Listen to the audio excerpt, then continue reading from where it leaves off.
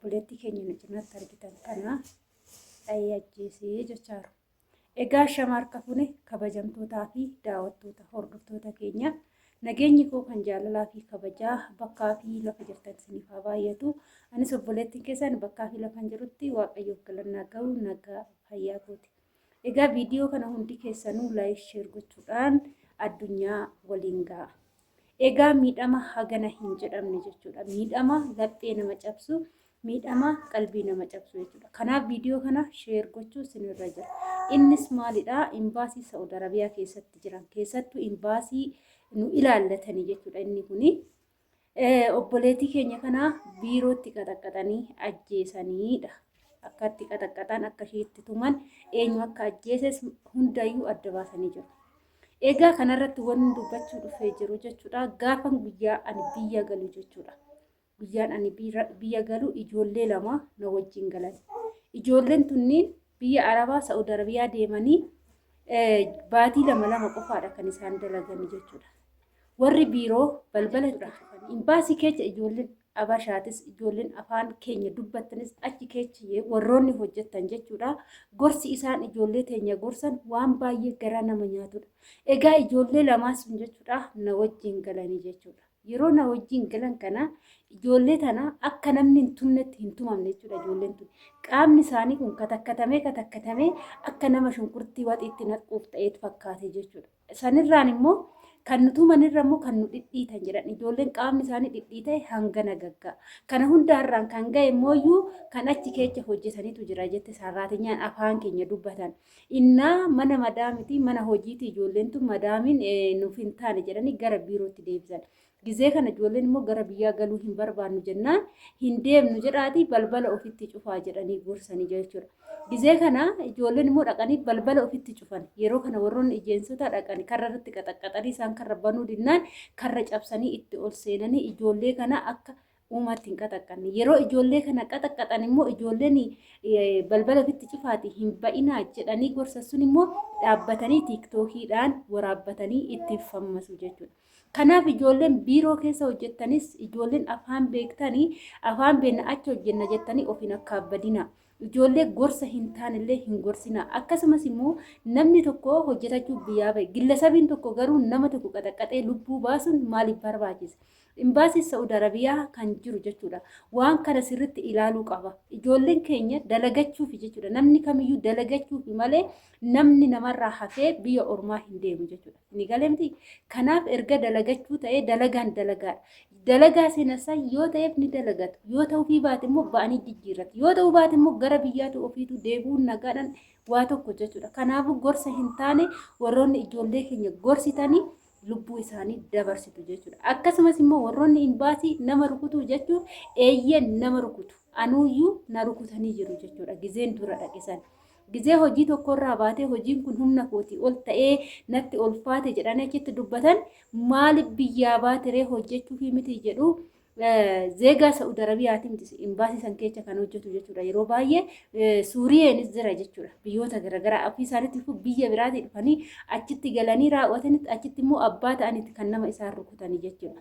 Ijoolleen tuni dubbatachuu hin dandeenye. Obboleettii keenya takka maal goote rukutanii qaxaqqaxanii micayyoo fincaan qabachuu diddee kun ija kootii nan argee micayyoon daseedha jechuudha. Karaa wallooti biyyi ishii gizee tokko wajjin deemne dhumarra micayyoo fincaan qabachuu dadhabdee fincaan ofirratti fincoofte. Kan kana godhu immoo eenyudha? Warroota biirooti. Biiroon haala kamii fudhachaa jira yoo jettanii ijoollee baay'eedhaa ifa hin taane jechuudha. Kana jechuun immoo biiroon asii jechuudha. Asii amma yeroo deemanitti ijoollee 50 60 kan fudhatu gillasabii tokko jechuudha. Gillasabiin tokko fudhatee akka horiitti achitti gurgura. Maallaqa argachuu jecha ijoollee teenya dabaddabu jechuudha. Imbaasiin seeraa maaragaan fuudhanii ijoollee kontiraata hin galchan. Baatiidhaan jechuudha. Ijoollee afaan hin beekne kana 2,000 3,000 dalagsiifatu. Mindaan kennamuuf immoo 1,000. Ijoolleen dalagaa humna isaaniitii ol tokkoffaa afaan hin beekanii lammaffaa dalagaa humna isaaniitii ol yeroo ta'utti isaan immoo kana hin dandeenye gaafa jedhan hojjechuuf biyyaa baatee miti jedhu. Garuu immoo akkan seera beekutti yeroo jalqaban deemetti jechuudha. Gizee biyya Arabaa hojjennu imbaasiin manuma tokko kontiraata kan galan yoo ta'u isaan sun immoo hojii ni barsiifatulleedha jechuudha. Kan ammaa kuni maraataa bichaatu lafa guute. Ijoolleen madaamotaallee ijoollee kanatu fudhata waan ta'eef karaa ijoollee siraatan barsiifachuu hin beekanii quba qeensa seexanaa ofitti qaxxalanii quba saniini jechuudha kan ijoollee teenya ajajan. Kanaafuu jechuudha embaasii Saudi Arabiyaa ijoollee keenya asii yaasuu qofa osoo hin taane yookaan immoo biyyi kun haa cufamu namnillee abdii kutataa biyyi kun cufaadha deemamuu hin danda'amu jedhamee itti dhiisa. Karaa biraatiin karaa dallaalatiin karaa bishaanitiin kan deemu ofiifuu lubbuu ofiitti faradeeti. Karaa seeratiin cufamee ta'u yoo jedhame cufaadha waan ta'eef namni ni hafa jechuudha. Ijoolleen keenya baay'een isaanii biyya Arabaatitti dhaqanii hojjetanii milkaanii osoo hin taane hojjetanii kuuwwan miidhamaniiti galu. Kuuwwan maallaqaan miidhamu, kuuwwan lubbuun miidhamu. Kuuwwan immoo mana itti galan saniyyuu mana gaarii ta'ee hojjetataniit maallaqa isaanii immoo nama tokkotti erganiit gaafa asitti galan duwwaa ta'aniit xashii ta'u. Kuuwwan immoo imbaasiin ittiin deemas badaa ta'eet achitti miidhamanii yookaan lubbuu isaaniitiin darbu. Kanaafuu shamarri hedduun dhumachaa jiru jechuudha.